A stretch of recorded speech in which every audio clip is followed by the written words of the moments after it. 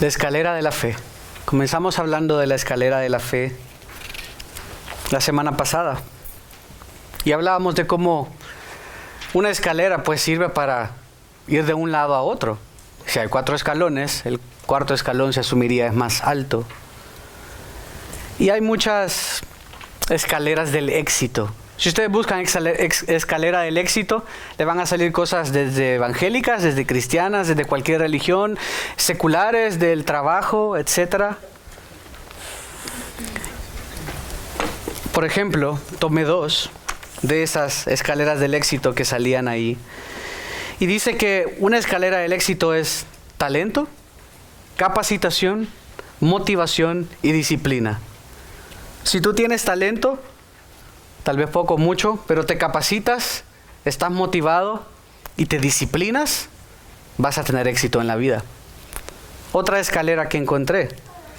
Tienes que tener fe en ti, perseverancia, apoyo y disciplina. Si tú crees en ti mismo, si tú perseveras, si tú tienes un grupo de apoyo, teamwork le llamarían ahora, trabajo en equipo, sinergias, y te disciplinas, tendrás éxito. Lo que Juan nos está diciendo acá en 1 de Juan capítulo 5, versículos del 1 al 5, lo comenzamos a ver la vez pasada, es una escalera, pero no del éxito. Por otro lado sí, pero ¿saben lo hermoso? Que este éxito está garantizado no por nuestro esfuerzo. Está garantizado porque somos hijos de Dios y es Él el que obra en nosotros el querer como el hacer. Juan nos está por un lado ayudándonos a examinar nuestras vidas, pero por el otro nos está diciendo esto les debe caracterizar, deben ser esto. Y comenzó diciendo que el que es hijo de Dios tiene fe, y vimos esto en el primer versículo. Todo aquel que cree que Jesús es el Cristo es nacido de Dios. Luego en el versículo 2, después de haber tenido esa fe, teniendo fe, el que es hijo de Dios tiene amor. La segunda parte del 1. Todo aquel que ama al Padre, ama al que es nacido de Él. Naturalmente, si el Señor verdaderamente nos ha dado fe, vamos a amarlo a Él y a nuestro prójimo. Esos son los dos más grandes mandamientos, o como Jesús resumió toda la ley. Este amor va a venir naturalmente. No es porque yo amo a esta persona, entonces tengo fe. Porque yo amo a Dios, tengo fe. No. Porque Dios te ha dado fe, entonces puedes amar. Lo ha dicho antes. Si amamos es porque Él nos amó primero. Lo que afuera dicen en los medios y bajo el arco iris lo hablábamos de que amor es amor. No, porque el amor lo define Dios. Esto es emocionalismo, esto es pecado, esto es corrupción. No es amor, es un engaño. El amor viene de Dios, porque Dios es amor. Juan lo ha venido hablando muchísimo, capítulos 3 y 4. Dios es el que define el amor. El que es hijo de Dios tiene fe. El que es hijo de Dios tiene amor. El que es hijo de Dios ama. Y ahora nos vamos a enfocar en los últimos 2 puntos. El que es hijo de Dios tiene obediencia.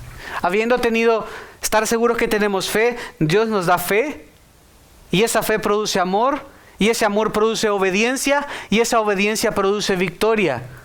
Lo estoy describiendo como una escalera, pero en otro sentido no es algo gradual. Pero para ayudarnos a entender, todo comienza por la fe y todo termina por esa victoria que Jesús ya ganó. Eso que hemos estado cantando. ¿Por qué nos alegramos? Porque declarado justo soy en Él. Esa es la victoria, es saber que un día voy a estar con Él. Es saber que hoy, aunque tropiezo, es saber que hoy, aunque caigo, aunque fallo, su gracia es suficiente. Su gracia es mayor. Es más grande su gracia que todos mis pecados, que todas mis culpas, que todas mis incapacidades. Por eso nos alegramos. Por eso nos gozamos. Por eso esta es como nuestra escalera del éxito. Pero no por algo que yo pueda hacer, por algo que Él ya hizo. Como comenzamos leyendo en 1 Tesalonicenses 5, un día estaremos con Él. Nuestra fe no será más necesaria, porque el objetivo de nuestra fe, hacia lo que nuestra fe apunta, la fe es por el oír de la palabra del Señor. Estará presente. Nuestra fe será vista. le veremos tal como Él es y seremos tal como es, como Juan ha venido diciendo también. Un día estaremos con Él. Lo dijo en el capítulo 3, versículo 2. Ahora, amados, ahora somos hijos de Dios y aún no se ha manifestado lo que habremos de ser, pero sabemos que cuando Cristo se manifieste, seremos semejantes a Él, porque lo veremos como Él es. Y Juan da ese argumento para que vivamos vidas puras y para que nos amemos y para que mostremos y modelemos el carácter cristiano. El que es hijo de Dios tiene obediencia. Versículos 2 y 3 del capítulo 5. En esto sabemos que amamos a los hijos de Dios, cuando amamos a Dios y guardamos sus mandamientos. Porque este es el amor de Dios, que guardemos sus mandamientos, y sus mandamientos no son difíciles. Nos dio fe, por lo tanto podemos amar, por lo tanto podemos y debemos y querremos obedecer. Comienza diciendo: en esto sabemos que amamos a los hijos de Dios, porque antes nos dijo que debíamos amar, pero en esto vamos a saber que debemos amar a los hijos de Dios. ¿Cuándo? Y ese cuándo indica una acción simultánea. Cuando amamos a Dios. Cuando amamos a Dios, vamos a saber que amamos a los hijos de Dios. Cuando amamos a los hijos de Dios, vamos a saber que amamos a Dios y viceversa. Y luego dice: y guardamos sus mandamientos. Miren, 1 Juan 3, versículo 14. Una página atrás. Nosotros sabemos que hemos pasado de muerte a vida. ¿Por qué? Porque amamos a los hermanos. Y aquí nos está diciendo: sabemos que amamos a los hijos de Dios, sabemos que amamos a los hermanos, si amamos a Dios y guardamos sus mandamientos. ¿Por qué está diciendo amar a Dios y guardar sus mandamientos? Porque amar a Dios y guardar sus mandamientos es lo mismo. No puedes amar a Dios y rechazar sus mandamientos, porque si rechazas algo que es intrínsecamente quién es Dios mismo, no es cierto que amas a Dios. Amas las ideas de Dios, pero no amas a Dios y no es tu Señor y Salvador. Y Juan comenzó diciendo que un nuevo mandamiento os doy, que nos amemos unos a otros. Debemos amar a Dios por sobre todas las cosas. Los que siguen a Jesús mostrarán sí o sí su amor al obedecer su palabra, sus mandamientos. Mostraremos que amamos a Dios si obedecemos sus mandamientos, porque le amamos, porque es preciado. Todo lo que Dios tenga que decir acerca de la vida, acerca de Él, debemos amarlo, perseguirlo. Uno de esos mandamientos es a amarnos. Miren cómo terminó justo el capítulo 4, versículo 21. Y este mandamiento tenemos de Él, y no es primera vez que lo dice, que el que ama a Dios, ame también a su hermano. Hemos estado viendo que no solo es un mandato, es también un resultado. El que ama verdaderamente a Dios y es su hijo, naturalmente va a fluir en un amor por los hermanos. Y es al mismo tiempo un mandato. Va a salir porque es así. Y también quiero obedecer, lo quiero hacer porque quiero obedecer al Señor. Amar a sus hijos muestra que amamos a Dios. Amar a Dios muestra que también amamos a sus hijos. Debemos amar lo que Él ama. Debemos rechazar y desechar lo que Él desecha y odia. Un amor continuo. Eso es lo que habla, es de un amor continuo. Cuando habla de amamos, cuando amamos no dice si una vez amaste, no dice si una vez mostraste algo de amor.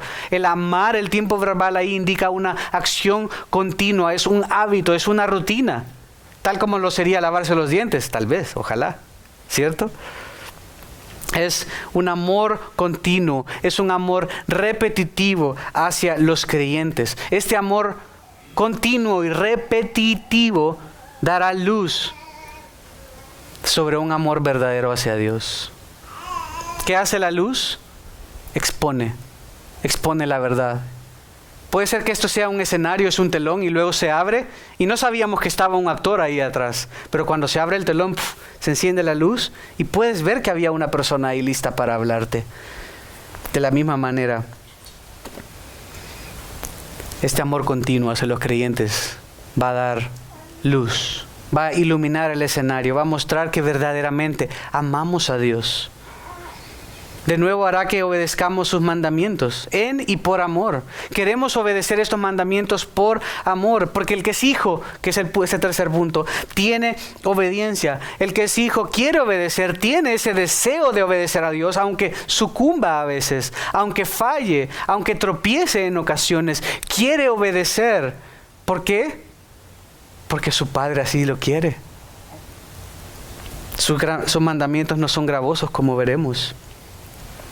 El amor busca cumplir la ley, busca obedecer. Y obedecer, la obediencia, es un medio de expresar nuestro amor hacia Dios.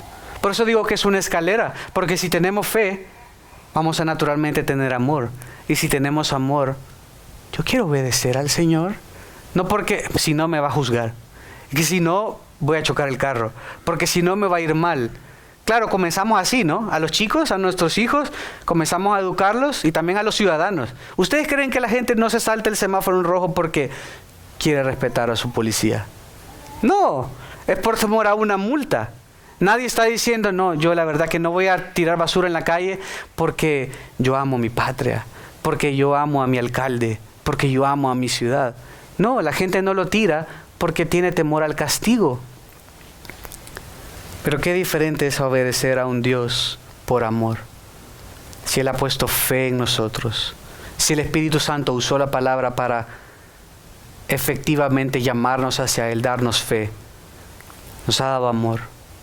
Y ese amor, con gozo, la única manera, nos dará obediencia hacia Él.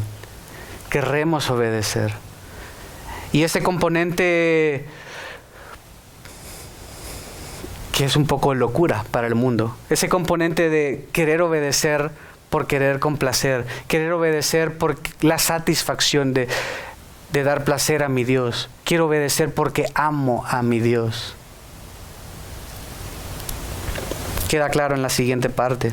Dice, porque este es el amor de Dios. Juan lo aclara, para que no parezca que es un legalismo puro. Tú tienes que obedecer. Y si no vas a ir a la cárcel. Y si no, te quedas sin ver videojuegos. Y si no, te quedas sin salir a jugar al parque. Este es el amor de Dios. Juan lo está describiendo de otra perspectiva, en el versículo 3. Que guardemos sus mandamientos. El amor hacia Dios se va a demostrar guardando sus mandamientos. De nuevo, no olviden las dos facetas. Vamos a querer hacerlo, pero también naturalmente va a fluir un fruto.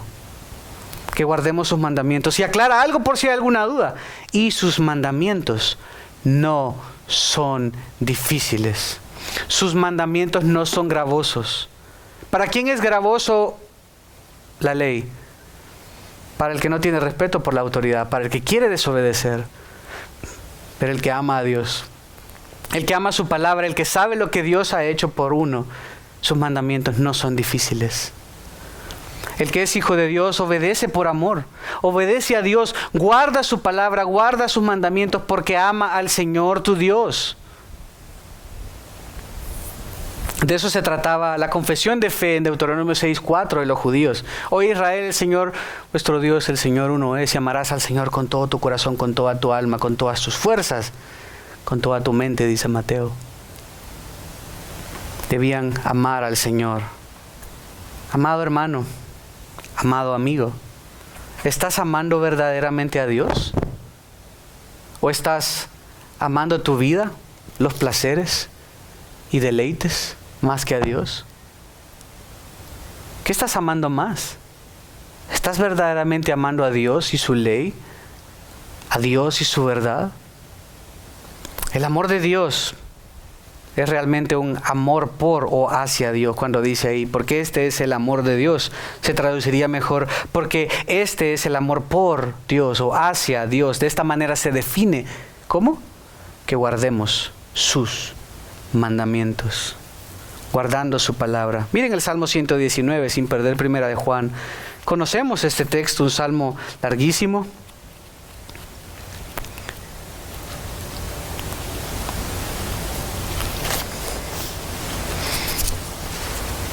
Está dividido en secciones. Cada sección comienza con una letra del abecedario hebreo. Salmo 119, versículo 97.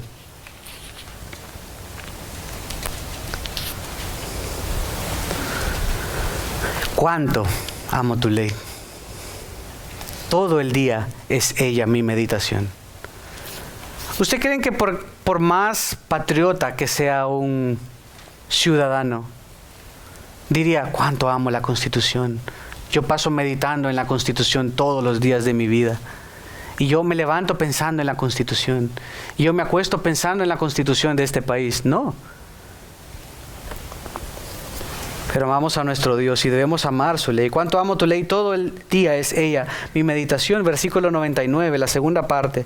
Porque tus testimonios son mi meditación. Esto muestra un amor hacia la palabra de Dios, un amor hacia querer obedecer. Y porque Dios ha dado fe, Dios ha dado amor, está ese deseo de obedecer. Versículo 101. De todo mal, de todo camino he refrenado mis pies. ¿Para qué? Para guardar tu palabra. No me he desviado de tus ordenanzas, porque tú me has enseñado. Cuán dulces son a mi paladar tus palabras. Sí, más que la miel a mi boca. De tus preceptos recibo entendimiento. Por tanto aborrezco todo camino de mentira. Me basta, me sacía tu verdad, la verdad de tu palabra. Lámpara es a mis pies tu palabra y luz para mi camino. He jurado y lo confirmaré, que guardaré tus justas ordenanzas. Esto muestra realmente un genuino deseo por amar a Dios y su verdad, por sostenerse firme en Él, por querer obedecer. Por esto no solo es un set de reglas. La vida cristiana no es un set de reglas que te tienes que poner así, tienes que vestirte así, la falda no muy larga, no muy corta, con saco, sin saco, con short, con sandalias. Esto no es la vida cristiana. Esto no es la Biblia tampoco. Eso es legalismo. ¿Cuál es la idea?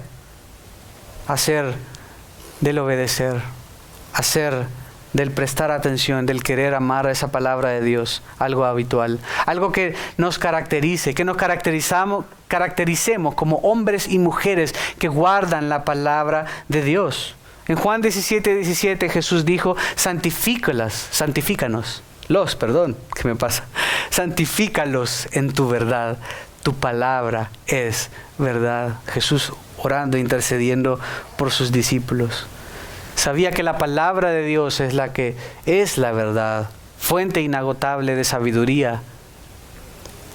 Y es esa palabra la que el Espíritu de Dios usa para santificar, para salvar. Por eso proclamamos la palabra, proclamamos la verdad.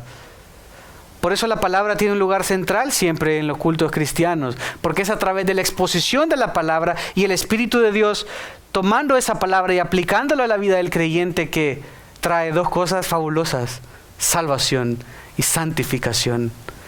Y vamos siempre por la palabra y confiamos los resultados al Señor para que ese Espíritu de Dios obre en salvación para el que no cree y en santificación para el que ya cree. Su palabra es verdad y somos santificados a través de ella por medio de ese Espíritu Santo. Por eso queremos y debemos habitar en su palabra, por eso queremos morar en ella, por eso queremos citarla, por eso queremos beberla, por eso queremos estar meditando y pensando en ella. Y la verdad es que si amamos a Dios, vamos a amar su ley. Por eso Juan dice, porque este es el amor de Dios. Esto dice. O como explicamos antes, el amor por Dios o el amor hacia Dios. Así se ve, así se siente, así se palpa, así se respira, así se muestra el amor de Dios. ¿Cómo? Guardando sus mandamientos. Esa fe va a producir amor, ese amor va a producir obediencia. Y por supuesto, si lo anterior es verdad, no lo vas a hacer por obligación. No habrá quejas, no obedecerás como una carga, como, ni modo, tengo que hacer esto. Ni modo, tengo que ir a la iglesia. Bueno, no, porque dice, no dejen de congregarse como algunos tienen por costumbre. Tengo que amar a este hermano, me cae gordo. Puede ser que te caiga un poquito gordo, pero sus mandamientos no son gravosos y Él te puede dar la capacidad para amar y con el tiempo, ganar a este hermano. Será una obediencia basada en la fe, que es nuestro primer punto, y en el amor, que fue nuestro segundo punto. Por eso Juan termina el versículo 3 diciendo, sus mandamientos no son difíciles. Usándolo de esta manera, algunos piensan, es que en el cristianismo ya no voy a poder beber, ya no voy a poder, qué sé yo, un montón de cosas. Ya no voy a poder ver videojuegos, ya no voy a poder jugar y tengo que pasar todo mi día en contemplación leyendo la Biblia nada más. Esto no es la vida cristiana. La vida cristiana es, estábamos muertos, en Él tenemos vida. Le amamos y le servimos en gratitud, no para ganar algo. Nos abstenemos del peso que nos rodea, nos abstenemos de lo que no es necesario. En esta carrera que tenemos por delante, yo no puedo correr una carrera con esto, me muero. Me quito los zapatos, sigo corriendo, no puedo. Me quito el saco, sigo sin poder. Pero eso es diferente de tener un set de reglas establecidas. Tienes que hacer esto para ganar salvación. Lo hermoso es, Él la ganó por ti. Debes seguirle, servirle, que Él sea tu Señor, tu amo, tu dueño. Y ahora sirves, ahora obedeces por amor. Liberado de la carga de tu desempeño, liberado de la carga del qué dirán, liberado de cualquier otra cosa. La salvación no es por obras, para que nadie se gloríe.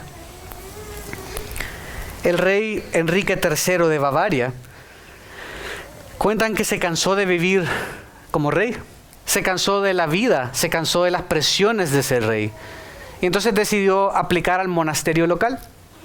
Y el encargado de ese monasterio le advirtió al rey, era súper raro. Imagínense, el rey todavía antes era más diferente, o sea, el todopoderoso, él todo lo podía hacer y viene y dice, no, yo quiero ser monje. Y el encargado le dice, bueno, acá tenemos un voto de obediencia. ¿Estás seguro que tú quieres hacer esto? Tú estás acostumbrado a dar órdenes y a mandar y todo lo que tú dices se hace. ¿Seguro que quieres hacer un voto de obediencia? Esto tiene que ser muy difícil para el rey. Y el rey dijo esto, seré obediente conforme Cristo te lo indique. Haz conmigo conforme Cristo te lo indique. ¿Saben lo que le dijo el encargado del monasterio? Pues bien, tomo tu voto, regresa ahora a tu trono y sirve fielmente donde Dios te ha puesto. Y el hombre regresó y gobernó hasta morir con una perspectiva diferente. Se dice de él que gobernó siendo obediente. Gobernó con gusto, sabiendo que habiendo tomado esa decisión, Dios usó a este monje para hacerlo regresar a lo que Dios sí lo había llamado y sirvió bien, con gozo, con alegría. Eso le liberó quizás el peso que tenía.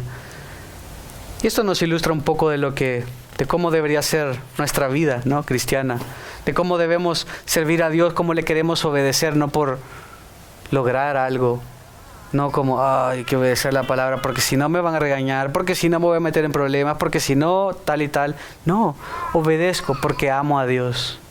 Obedezco porque soy su hijo y quiero verme como su hijo.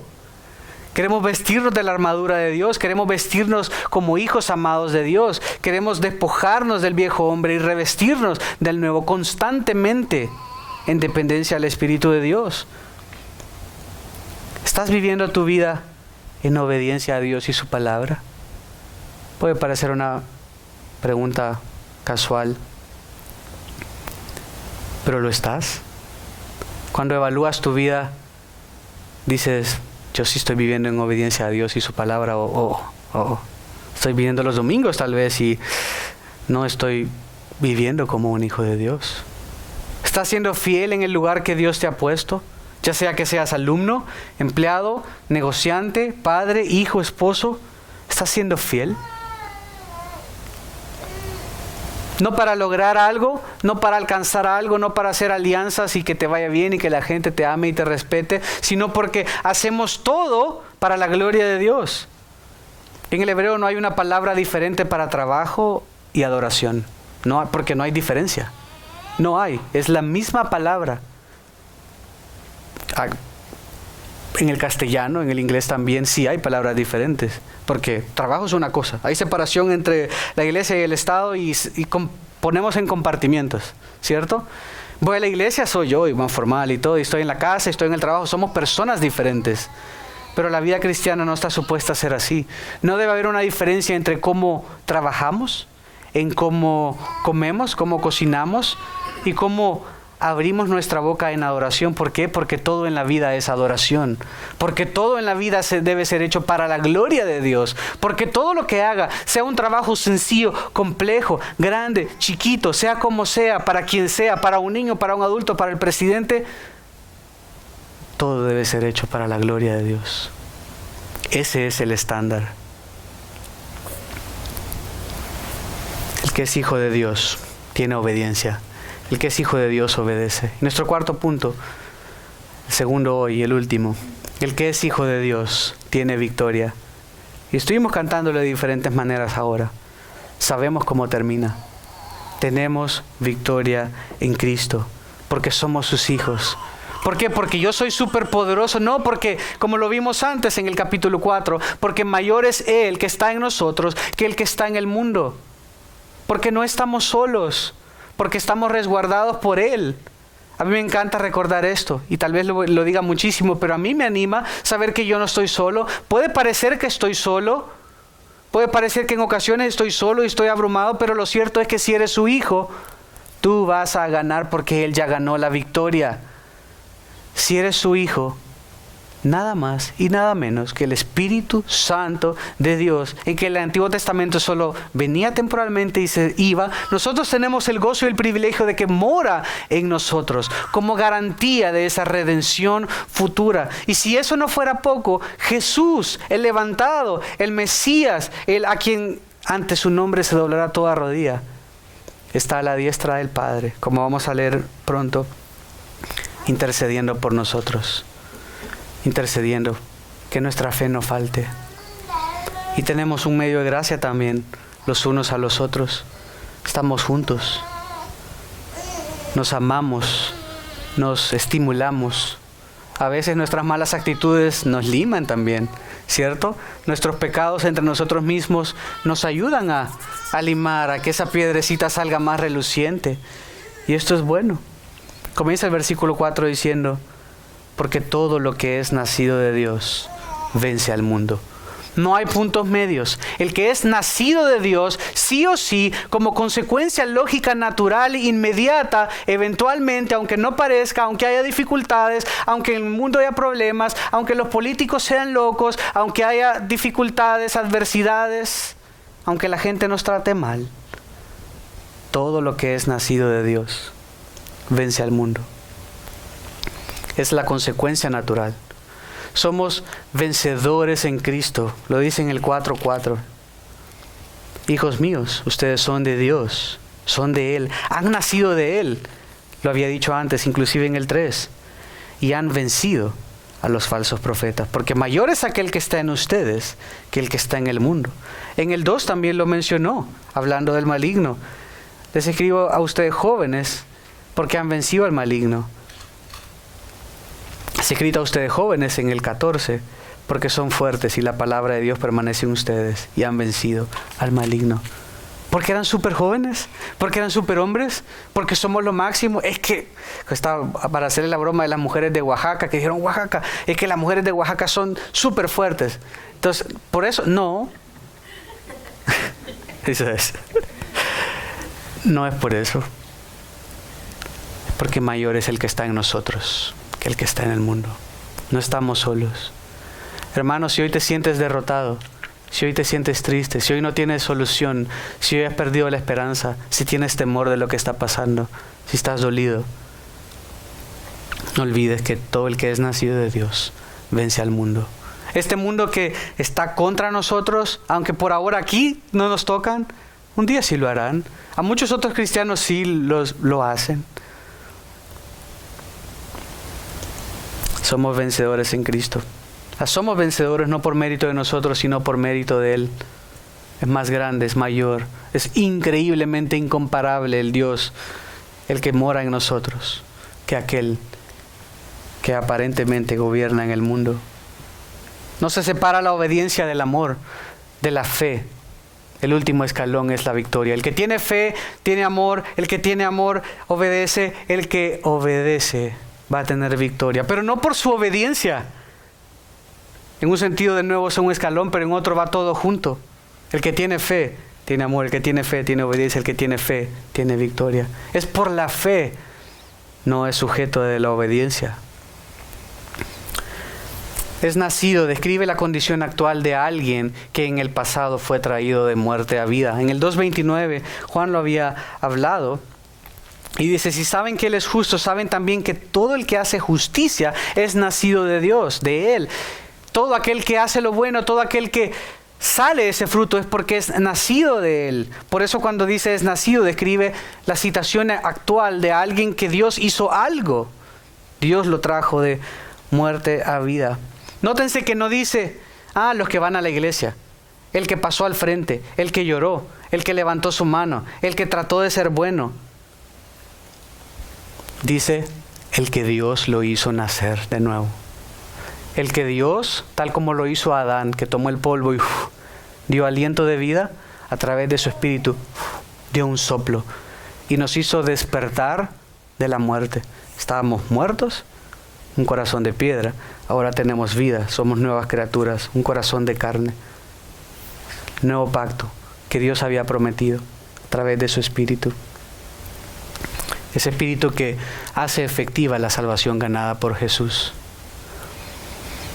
Ahora queremos y ahora debemos y podemos obedecer. Por su obra en mí, por mi nueva vida, por mi nueva naturaleza en Cristo, que puedo tener la victoria sobre el sistema malévolo y hostil hacia Dios y hacia su palabra. Este sistema mundial, el mundo que se opone al Señor, que se opone y ridiculiza la palabra del Señor. El mundo quiere hacer ver que Dios y su palabra son sin corazón, que Dios y su palabra son opresores, son machistas. Es supremacía blanca, como dirían acá en los Estados Unidos. Que no son inclusivos. Pero lo cierto es que la palabra de Dios claramente dice en el versículo 3 que sus mandamientos no son gravosos, no son difíciles para sus hijos. Es una consecuencia natural. Si yo, sin tener mi corazón regenerado, quiero obedecer, no podré y me será gravoso. Me será como una piedra en el zapato, que yo quiero correr y me molesta. Y no puedes parar y te molesta y te sigue molestando y te sigue molestando. Porque no es por fuerza, no es por poder, sino por su Santo Espíritu. Este cambio en nuestra manera de pensar que hizo Dios cambió nuestra perspectiva. Y si hacemos caso a lo que el mundo dice, que odia a Dios y su palabra, vamos a escuchar a la serpiente diciéndonos, como en el Edén, ¿es cierto que Dios dice esto? No hagas caso. Dios no quiso decir eso verdaderamente. Si hacemos caso al mundo, si ponemos atención al mundo y sus deseos, miren lo que dice en el 15, en el 2:15, no amen al mundo. Es la primera vez que habla del mundo, de ese sistema. No amen al mundo ni las cosas que están en el mundo. Si alguien ama al mundo, el amor del Padre no está en él. No prestes atención al mundo. Él te ha dado la victoria sobre el mundo. Todo lo que hay en el mundo, la pasión de la carne, la pasión de los ojos, la arrogancia de la vida, no viene del Padre, sino del mundo. ¿Y saben qué les dice Juan? Versículo 17, el mundo pasa. Y también sus pasiones, pero el que hace la voluntad de Dios permanece para siempre. Si tú vas con el mundo y prestas oído y escuchas lo que te van a decir y escuchas a la serpiente diciendo, ¿en verdad Dios dice eso? Yo creo que eso era para antes. Ahora esto ya no aplica. Ahora es diferente, porque ahora debemos aceptar a todos, porque ahora, etcétera, etcétera, etcétera. Entonces no será difícil saber que sus mandamientos no son gravosos si prestamos atención a este mundo. y que son para nuestro bien. Los mandamientos de Dios no son gravosos porque son para nuestro bien, porque todo lo que Dios quiere para nosotros es bueno. Dios no nos quiere arruinar la vida. Pregunta, si tú le dices a tu hijo, no puedes salir de la casa y salir corriendo a la calle sin ver a los lados. Y tu hijo te dice, es que tú me quieres arruinar la vida. Uno se ríe porque, no, quiero evitar que termines tu vida, ¿cierto? Quiero que vivas más. Pero sin el Señor, sin el Espíritu de Dios, no podemos entender. Ahora como padres, creo que todos los que ahora somos padres, que antes éramos hijos y nos rebelamos con nuestros papás, ahora entendemos qué torpe fui. Y uno dice, ay, como quisiera hacerte entender. No quiero que seas miserable. Te estoy guardando de que seas miserable. Pero ellos dicen, tú eres un estorbo. Lo mismo con el Señor. Él quiere y ha obrado todas las cosas para nuestro bien. Y ha hecho todo lo que ha hecho y ha ordenado, incluso los caminos y las buenas obras por las que habremos de caminar. Que a veces no nos van a parecer buenas es otra cosa.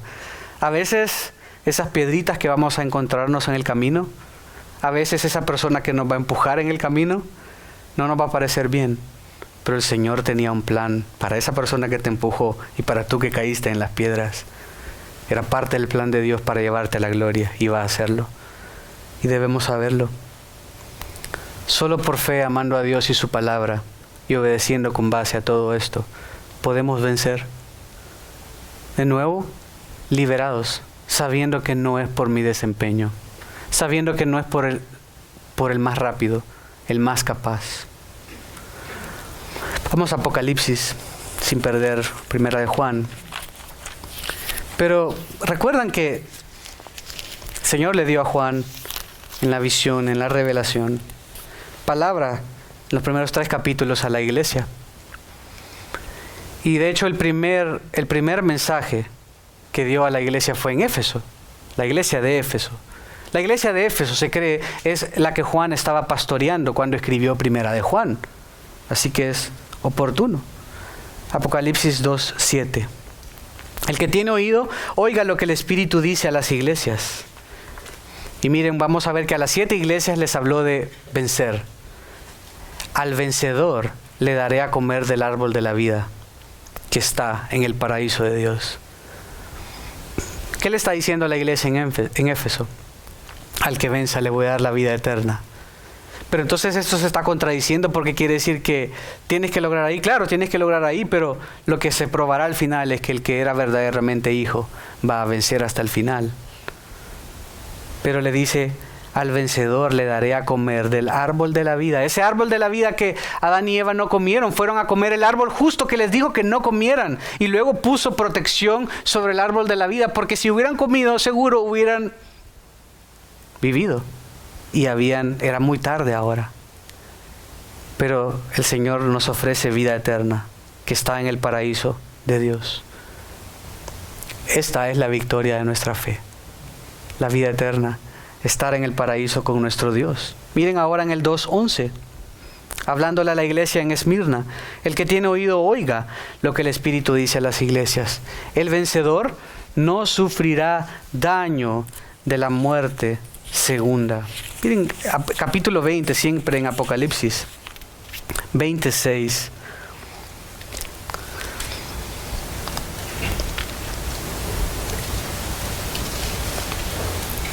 Es del 4. También vi tronos y se sentaron sobre ellos los que les concedió autoridad para juzgar. Y vi las almas de los que habían sido decapitados por causa del testimonio de Jesús y de la palabra de Dios. Y a los que no habían adorado a la bestia ni a su imagen, ni habían recibido la marca sobre su frente ni sobre su mano. Volvieron a la vida y reinaron con Cristo por 1000 años. Esta es la primera resurrección.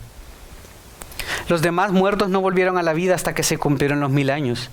Bienaventurado y santo el que tiene parte en la primera resurrección, porque está seguro, está a salvo. La muerte segunda no tendrá poder, no tiene poder sobre esto, sino que serán sacerdotes de Dios y de Cristo y reinarán con Él por 1000 años. Por eso, regresando al capítulo 2, dice, el vencedor no sufrirá daño de la muerte segunda. Es esa victoria Vas a estar con Él. Si eres verdaderamente su hijo, no te vas a condenar. Vas a tener vida. Esa es la victoria que Jesucristo ha ganado por nosotros. Capítulo 2, 17. Ahora la iglesia en Pérgamo. El que tiene oído, oiga lo que el Espíritu dice a las iglesias. Al vencedor le daré del maná escondido. Está diciendo, aquel que vence, aquel que es mi hijo va a vencer y el Señor va a suplir cada una de las necesidades. A Israel fue maná en el desierto. Pidieron aves y el Señor les llenó de aves. El punto es, el Señor va a suplir para todas tus necesidades. Y le daré una piedrecita blanca, y grabado en la piedrecita un nuevo nombre, el cual nadie conoce sino aquel que lo recibe. La piedrecita blanca se daba como un token, se daba como un premio a los que ganaban las carreras. Ganó José. Venga José, su piedrecita blanca se la daban. Y esa piedrecita blanca le garantizaba que iba a poder entrar a la festividad al final del evento. Había una fiesta para los ganadores, para los que habían ganado las diferentes carreras. Y cuando llegaban, quiero ver su piedrecita blanca. Ah, sí, aquí está. Y eso le permitía entrar. ¿Saben lo que le está diciendo? Vas a estar con el Señor. Él va a suplir para todas tus necesidades. Te va a dar un nombre nuevo. Te va a dar una entrada directa que nadie te puede quitar. Esa piedrecita es tuya y nadie te la puede quitar. Estarás con Él, vencerás. 2:26, hablando a la iglesia en Tiatira. Al vencedor, al que guarda mis obras hasta el fin. ¿Qué es eso? Justo el tercer escalón, el que obedece, el que tiene fe, resultará en amar. El que tiene amor resultará en obedecer. Y el que tiene obediencia resultará en victoria. Está repitiendo lo mismo. Al vencedor, al que guarda mis obras hasta el fin, le daré autoridad sobre las naciones y las regirá con vara de hierro. Hablando de lo que sucederá con Jesús cuando venga. Como los vasos del alfarero son hechos pedazos, como yo también he recibido autoridad de mi Padre. Y le daré el lucero de la mañana. El que tiene oído, oiga lo que el Espíritu dice a las iglesias. Y como leímos en el 20, el Señor vendrá y reinará y nosotros reinaremos con Él. Nosotros estaremos con Él, reinando con Él, siendo sus delegados. No sé en qué manera, pero lo cierto es que estaremos con Él. Él ha ganado la victoria, Él vendrá a hacer todo nuevo y reinaremos con Él. Capítulo 3, versículo 5, hablando de la iglesia de Sardis. Así el vencedor será vestido de vestiduras blancas y no borraré su nombre del libro de la vida y reconoceré su nombre delante de mi Padre y delante de sus ángeles. ¿Saben qué? Hemos sido lavados con la sangre del Cordero. No importa cuán grande sea tu pecado, cuán grande sea tu culpa, cuán grande sea tu pesar, cuán grande te haya afectado. El Señor te ha lavado con la sangre del Cordero. Y así ahora tus pecados vienen a ser como blanca nieve. Y cuando dice, no borraré su nombre del libro de la vida, porque lo que el Señor ahí escribe, no lo borra. Porque el que es su hijo persevera hasta el final. En la antigüedad, a los ciudadanos se les escribía como en un registro, como en un censo. Pero aquellos delincuentes que eran malos, el homicida, el que era terrible, el que no merecía más ser ciudadano, se borraba del libro de registro. Y ese hombre, esa mujer, no eran más ciudadanos de ese lugar y eran forasteros. Ellos sabían lo que estaba diciendo. Está diciendo, yo nunca voy a borrar tu nombre porque yo ya pagué.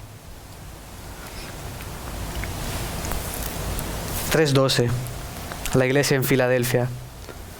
Al vencedor le haré una columna en el templo de mi Dios y nunca más saldrá de ahí. Escribiré sobre él el nombre de mi Dios y el nombre de la ciudad de mi Dios, la nueva Jerusalén que desciende del cielo de mi Dios, y mi nombre nuevo. El que tiene oído, oiga lo que el Espíritu dice a las iglesias. ¿Ven la confianza que tiene el Hijo? La certeza. Esto es algo cierto. Lo voy a publicar a los ángeles. Vas a tener un nombre nuevo. Vas a tener una piedrecita blanca. Vas a tener un vestido blanco. No más. Porque habrá ahí alguien que no tendrá su vestidura blanca. ¿Saben quién es? El Cordero. Juan dice que cuando vio al cielo, vio como un cordero como inmolado, manchado de sangre. Es el único que no tendrá vestiduras blancas, porque Él pagó en mi lugar, y por eso puedo yo ponerme una vestidura blanca. Eso es hermoso. Finalmente, la iglesia de la Odisea, versículo 21. Al vencedor le concederé sentarse conmigo en mi trono, dice Jesús, como yo también vencí y me senté con mi Padre en su trono. Jesús está ahora mismo en el trono de su Padre, en el reino universal, gobernando junto con su Padre, intercediendo por nosotros, pero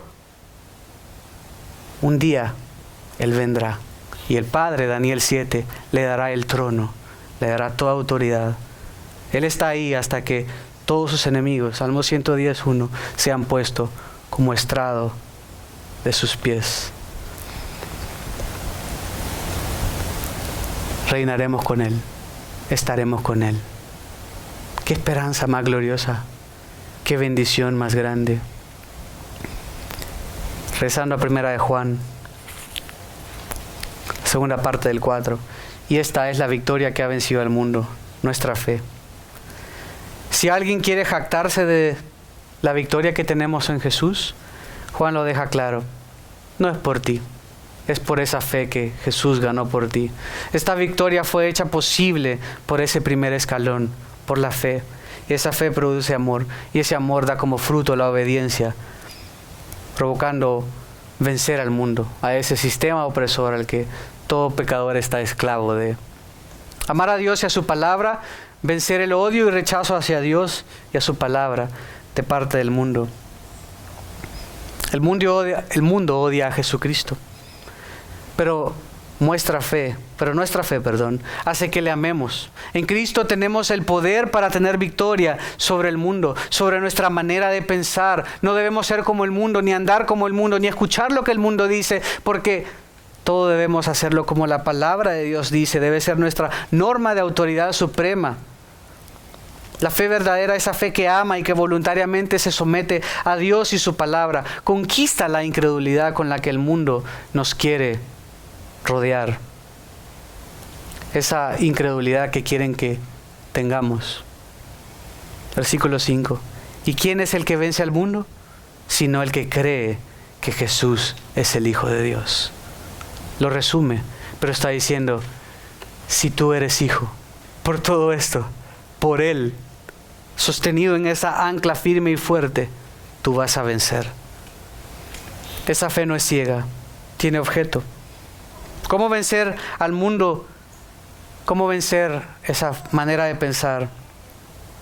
Teniendo fe en Cristo.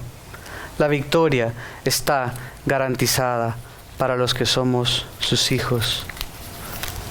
Colosenses 2, del 8 al 10, dice: miren que nadie los haga cautivos por medio de su filosofía y vanas sutilezas, según la tradición de los hombres, conforme a los principios elementales del mundo y no según Cristo.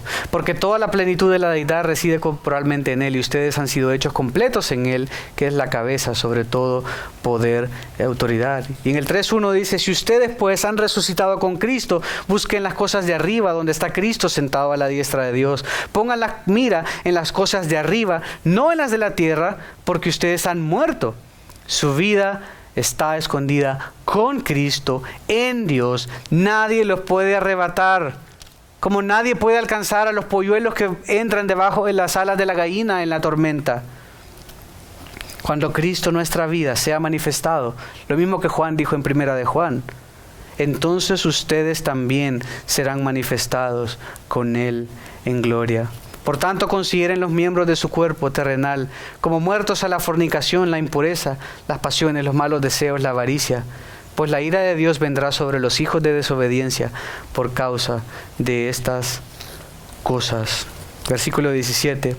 Todo lo que hagan, de palabra o de hecho, háganlo todo en el nombre del Señor Jesús, dando gracias a Dios el Padre por medio de Él.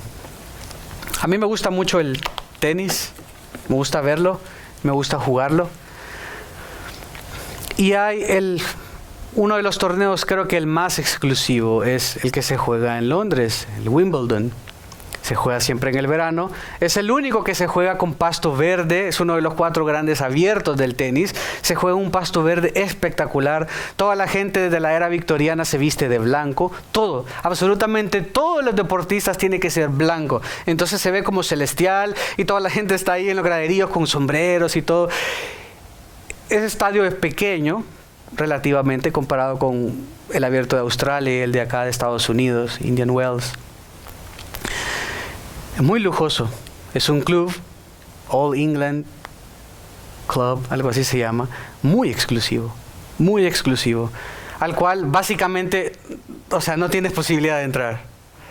A menos que conozcas al rey, que seas amigo, algo así. O sea, solo la esposa de William, Kate, ella pues ni modo, porque es, pues sí, entonces ya tiene su puesto, pero es muy reducido. Hay como 4 categorías que la gente puede, y no es ni siquiera que se tiene que pagar mucho. Es poquito dinero que se paga la mensualidad al ser miembro de este club. El punto es a quién conoces y quién eres. En alguna de las categorías solo hay como 100, 200 miembros. Tienen que recomendarte 4 miembros y tienes que tener poder, posición, y etcétera, etcétera. Hay 17 millones de televidentes en cada uno de los partidos. Es muy prestigioso. Y gana un premio de 2 millones de libras esterlinas, que es un poco más de 2.5 millones de dólares. Es el premio más grande en los abiertos de tenis. Pues bien, es difícil ser miembro de este club. Muchos pasan toda su vida en lista de espera, esperando que alguien se muera. Y que tal vez tú tengas más cuello que otro y logres entrar y puedas entrar al estadio y tener sillas exclusivas. Pero hay una manera de entrar que tal vez sea un poquito más fácil. Si ganas el campeonato. Si quedas campeón, te dan una chaqueta especial, te dan un pase especial, como esa piedrecilla blanca, me lo recordaba, y tienes acceso garantizado para siempre. Siempre, hasta que te mueras. Puedes entrar y puedes llegar, y es tu club, y bienvenido señor campeón, y puedes llegar a entrenar ahí, a tomarte una soda, a tomar un helado, lo que tú quieras. Puedes entrar. Si estás en Cristo, entras a un club mucho más exclusivo. Y realmente no es un club tan cerrado, es abierto. Jesús vino a salvar a lo que se había perdido. Todo lo que tenemos que hacer no es ganar un campeonato, es muy difícil. Y sí, esto es quizás más difícil, realmente es imposible. Pero Jesús hizo lo imposible posible. Una vez.